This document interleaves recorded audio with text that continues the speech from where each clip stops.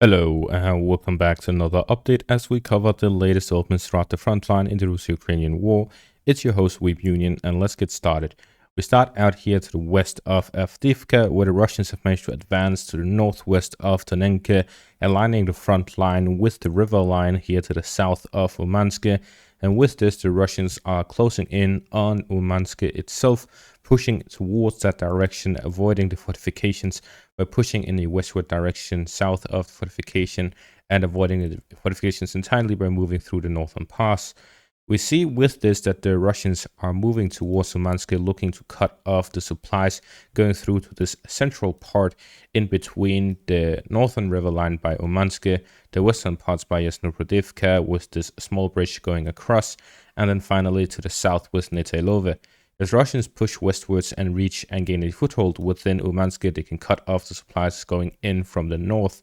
by pushing through the fortifications and advancing within Pervomaiske towards Netailove. They can cut off the supplies from the south, and if they push onwards and bombard the one remaining path, the Russians will have an operational encirclement over the section here in between the two river lines to the north and to the south, as well as the western parts.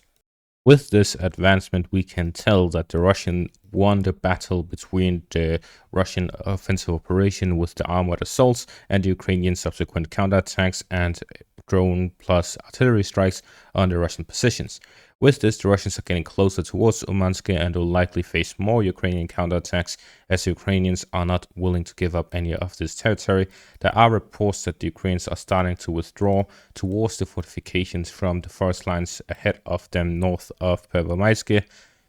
to draw on the advantages they gain by holding their lines by the fortifications instead of fighting in the open fields and forest lines to the south of them. This is also to protect themselves from an encirclement if the Russians launch a flanking maneuver towards the fortifications east of Berdychi, which would cut off the supplies towards these fortifications completely. The Russians are here looking to gain control over the next section of the front line, which is the second line of defense of the Ukrainians past Avdiivka. The Russians are looking to gain control over Netailove, Umanske, the villages here to the east of the river lines, as well as Semenivka and Berdychi here to the north. In the direction of Berdychi, there has been an additional advance by the Russians. This advance was reported by Ukrainian sources as they released a video of a MLRS strike by the Ukrainians on Russian positions, and it was geolocated to be on this slope of territory in the western parts of Berdychi, meaning that the Russians have gained a foothold here and have secured it, while the Ukrainians are launching this strike to hit the Russian positions there. There is one discrepancy, and that is that this advance was not reported by Russian sources, and one similar case happened before to the west of Kreminne, where it was reported by a Ukrainian brigade that they shelled a Russian position here in the eastern outskirts of Zarishne. It was geolocated to be here in the eastern outskirts of it, which meant that the Russians had gained a foothold within the village. However, it was later clarified and reported that it was the Russians shelling a Ukrainian position in the eastern parts of Zarishne, meaning that the Russians never actually got a foothold within the village. It could be a similar case here, where the Russians are launching an MLRS strike on these positions and the Ukrainians were the ones getting hit, but then they released the video claiming that it was their own forces hitting Russian soldiers.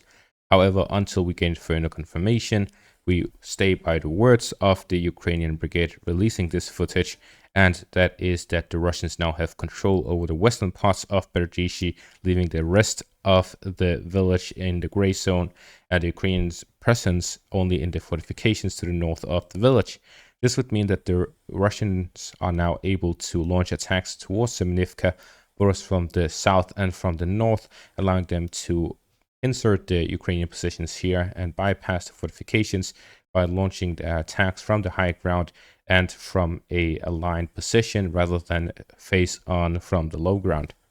This will allow the Russians to gain a much better position than had they faced them off head first. We then move on to the next section of the front line, which is here by Bilohorivka, where the Russians have managed to gain this advantage here to the south of the chalk quarry. And with this, the Russians are flanking the Ukrainian positions in Bilohorivka, by attacking the Ukrainian positions to the south of it. There are some trenches that haven't been mapped out here in the southern parts that the Russians have occupied with the recent advances. And we see that there's positional fighting taking place here to the south. Bilohorivka itself is located on the high grounds, and the Russians are attacking these high ground positions from the open fields, while the Ukrainians have fortified positions, which makes it difficult for them to actually advance. There's been very slow advances over the past couple of months, which has led to the Russians getting closer and closer, but with no significant breakthrough, only small advances similar to this one. But with this, we see that the Russians are looking to bypass the Ukrainian fortified positions by occupying the heights to the south of Bilohorivka,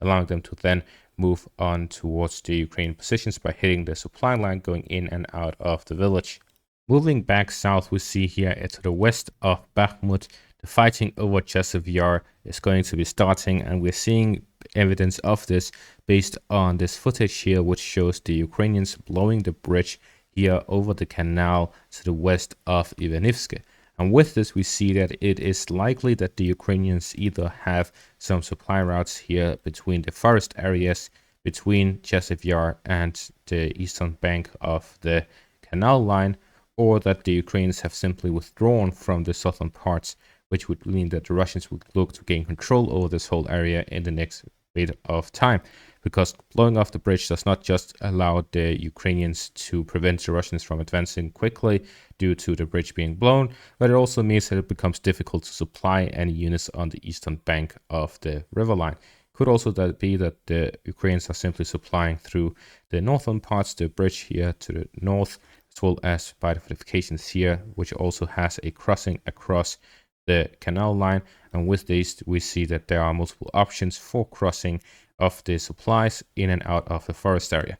But based on this, we see that the fighting over Chasiv Yar is likely to start soon, as the Russians are gearing up,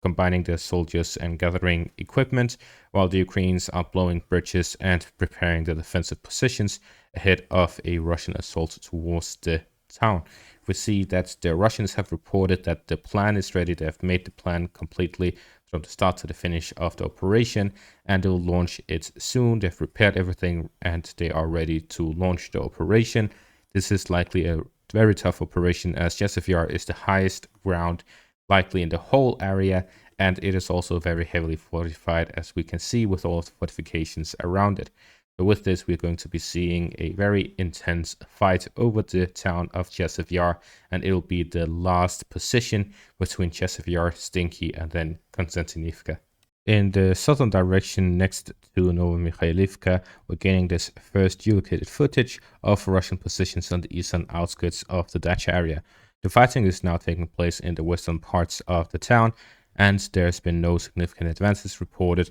by either side since the Russians started storming the Ukrainian fortified position to the southwest of Novomikhailivka.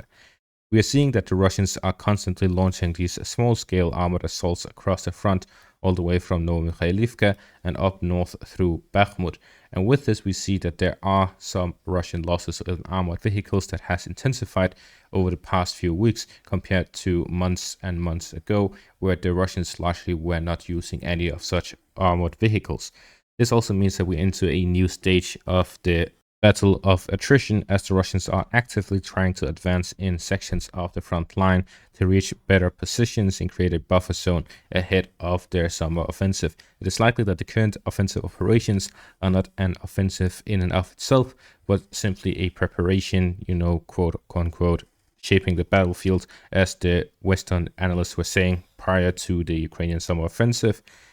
where we see that these offensive operations are likely similar to that, where they are launching these armored operations to prepare for a larger armored offensive across the front line. And that is all for this update. Thank you all for watching and have a great day. Make sure to leave a like, subscribe, and check out my Patreon for additional content.